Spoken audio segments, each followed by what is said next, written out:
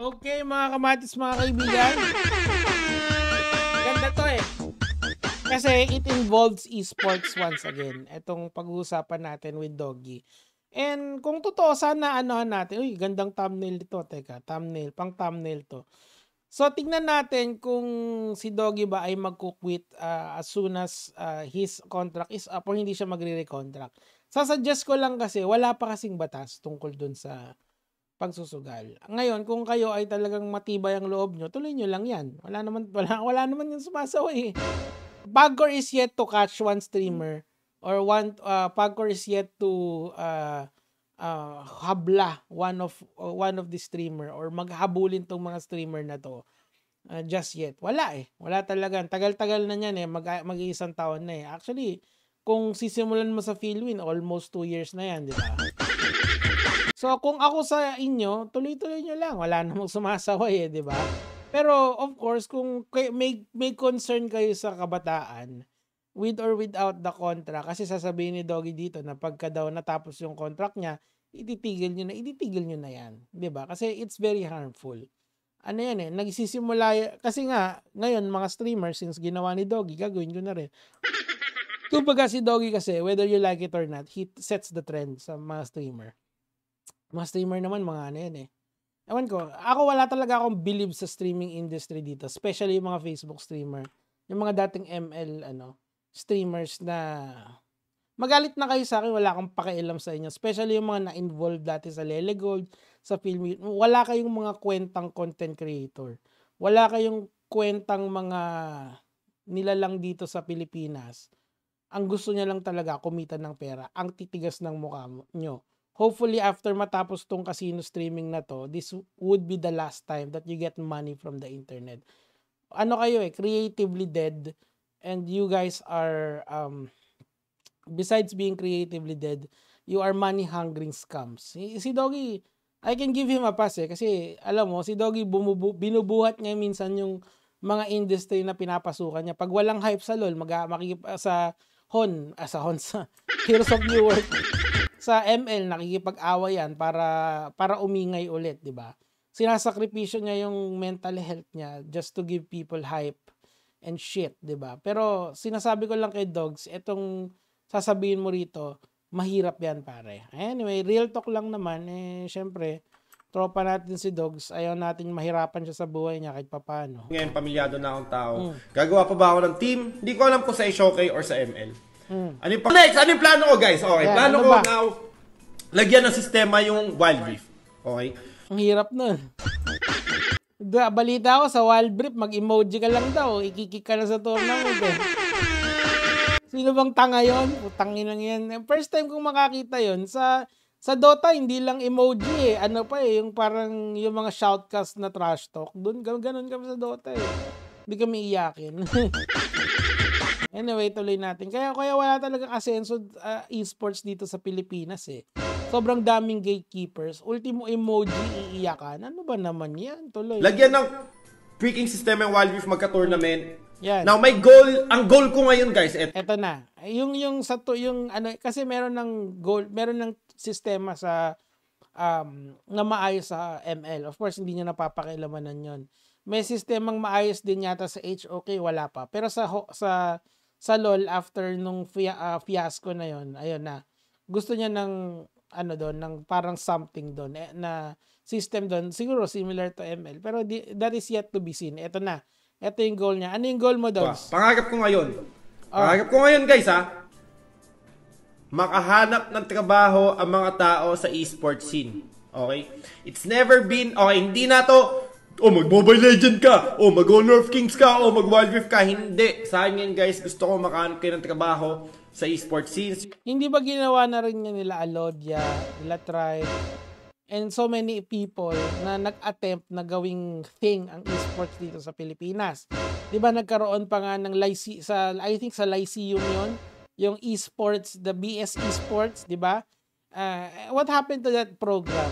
Kasi, in my opinion, mga kamatis, mga kaibigan, the ship has sailed right now sa esports. Ibig sabihin, it's already a ubiquitous part of our language, or at least yung zeitgeist ng ating sangkatauhan, alam na kung ano yung esports. Will it ever grow? Well, I think it already has reached mass adoption already. Siguro yung second phase naman na global adoption, na pati yung mga nasa liblib na lugar ng Samar ay maglalaro ng esports, or sa mga liblib na lugar ng ng Apari or ng Hulo, 'di ba? Yun na lang yung iniintay natin eh, yung mass adoption ng mga tao na ah, na walang na nasa awkward part, I wanna say, or nasa hard to reach area ng Pilipinas. Pero napakalaking napakalaking infrastructure problem nun, 'di ba? Kasi you need to be connected sa internet to be part of an esports community. Kailangan mo 'yun. Kailangan at least may malapit na internet shop. And yung internet shop mo ba ay sang-ayon yung spec sa current na nilalaro mo. So, ang laking problema pa nun dito sa Pilipinas as of this moment. That's why sa tingin ko, as of this moment, yung growth ng esports will be like this.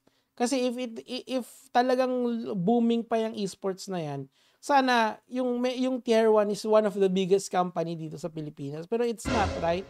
Anong ginagawa ng Tier 1 ngayon? Real talk. 'Di ba, lately nag-partner siya sa mga betting sites. Kasi mahirap i-sustain yung kanyang business kapag wala kang mga sponsors na magtataya sa sa kumpanya mo. So these are all the problems that esports companies are trying to work out. Pero look, si Doggy may dream siya. I have a dream na sana lahat ng tao sa esports magkatrabaho, kasi okay na siya eh.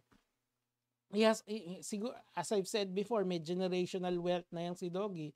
But then again, this is a pipe dream, dogs, that you will, well, it's going to be your life mission kung mangyayari yon. And you will have to sacrifice your time, you will have to sacrifice your siguro your own resources para lang mabuo itong dream na to. If I were you, i-farm mo muna kung ano man yung contract mo, and pag magre-recontract ka, tsaka na. Kasi right now, wala pa namang clear na batas na nagsasabi na bawal yung ginagawa nila Doggy ngayon. There's no clear law about it. Siguro you can connect one law to another to make it illegal, but that in itself, yung nag-i-streaming ka ng casino tas may link sa baba, yung proseso na yun, hindi yun illegal. Kaya nga yung sa PAGCOR, kaya nga ang PAGCOR sinasabi yan sa Congress eh, kasi there is still no law that governs that. Yung sa Senado din, ganun, kasi there's still no law to govern that. Until then, kung ako kay Doggy, pinaka-practical, kung may kontrata ka pa at mayroong gusto pa nilang kunin, ipunin mo muna yan bago mo balikan yung esports. Kasi yung esports nandyan lang yan eh. Yung infrastructure sa Pilipinas, hindi magbabago yan whether nandyan ka or wala ka. Kuha mo, practical lang pare. Alam kong mabuti ang tao, pero ganun talaga eh. Kailangan isipin mo to logically eh. And makikita mo rin, tingnan mo sila Trike, kung talagang merong na-achieve ng totoo yan, di sana ang laki-laki ng Tier 1 ngayon. Sana pag tinignan mo yung Glassdoor review nila, sobrang lupit na. How many esports company here are hiring every day? Wala, di ba? People have better chance in freelancing than there are sa esports ngayon. If you were to ask me right now, if I were to stop my what I do right now, ang mas mag-freelancing na lang ako. Kaso hindi ako bibili ng 7,000 na course. Si Franklin Mayana. Hey! Yun pala yung punchline nun. Ang haba ng setup, 9 minutes eh. No? De, pero seryoso. Pipe dream yung gusto mo, Doggy. Naiintindihan ko that you want a noble exit sa career mo. But then again, let's be honest here, okay? You are still famous ngayon. Sikat pa yung Ako Si Doggy. Household name na halos yan.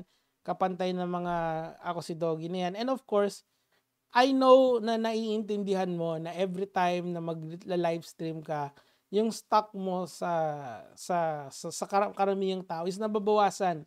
Kasi you gave in to the sugal, era, the sugal, meta eh. Kasi ganun yun eh, mababawasan ng konti yung stock mo kapag sikat na sikat ka, kapag ganun ka. And most streamers are following suit, di ba? Makita nyo, ito talaga itong mga streamer na to, mga wala ka talaga, yung karamihan sa inyo hindi ko linalahat pero yung mga sumali sa Philwin, yung sumali sa Lele Gold, kayong lahat, tas ngayon mga online, mga bigla kayong online streamer, mga wala kayong kwenta.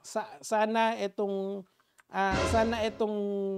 live streaming na to ng casino is the last time you will ever get money from social media because you do not deserve a platform. Sana ma-realize din ni Doggy that he is the uncrowned leader ng mga streamers, or at least siya yung pinaka-bosses nitong mga streamers na to, na she should act more of a leader sa mga streamers, dun sa community niya ng streamers, na umalis siya sa sugal because of moral reasons. Before mo baguhin yung esports, sana yung streaming muna kung saan ka nanggaling. Pero that is just my wish. Your move, dogs. Antayin namin yan. Whatever you do, I will support it kasi end of the day, I don't wish you a bad life. I wish you a good life. But, then again, nandyan ka, nandito ako. We have our own goals. Yun lang naman yung sa akin.